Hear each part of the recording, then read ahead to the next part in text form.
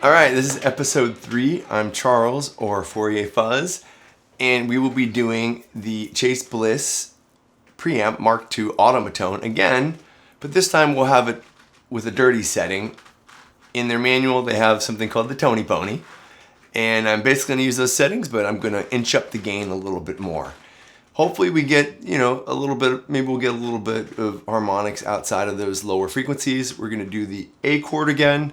So to remember, A chord is 110 hertz, 165, 220, the harmonic of A, 278, the C sharp, and then we have the harmonic of E, which is 330, and then we have the last A, which is 440. So again, we have those three A notes that are 110, 220, and 440. And if you guys want, I can talk about Ep2, Ep3 second order harmonics and how compression really works mathematically, if there's some interest in that. And we can also talk about a little bit more about what happens when you clip, because today we're going to be clipping the signal using a Chase Bliss's pedal.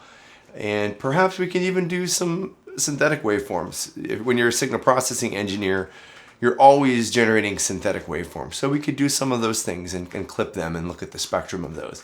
So if you're interested in that, let me know. So without anything else, let's get down and let's go look at the pedal. This time we're getting into a little bit more of some of those other settings that we didn't use yesterday.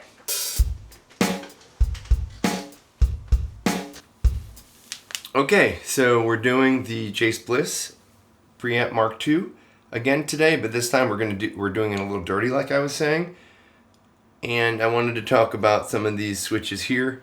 So the first here, if you could see, this controls the mids, whether they're pre or post the Benson preamp gain. The next is the Q for the mids. It's the bandwidth of that filter. The Q controls it, and you can see the different sizes between the black, blue, and red. The next is the diode, and you can have off, or you can have silicon, or you can have germanium, and so it's it's selectable. So you can have like symmetric, like clipping, or you can have asymmetric with the germanium, which is like what we're gonna have with the Tony Pony today. And then there's also the fuzz, and there's options for the fuzz, and I do use the fuzz on a couple songs that we play live in my band. And once again, it's like it's just amazing because you have the opportunity to do MIDI, and you can take the volume down and be real quiet and dynamic, and then go heavy fuzz, and it's fantastic, and it pairs well with some of my other stuff on my pedal board. Okay. All right, that was the Chase Bliss using that Tony Pony setting with a little bit more gain. And let's make some noise. Let's paint some spectrums. Let's do it. Just go!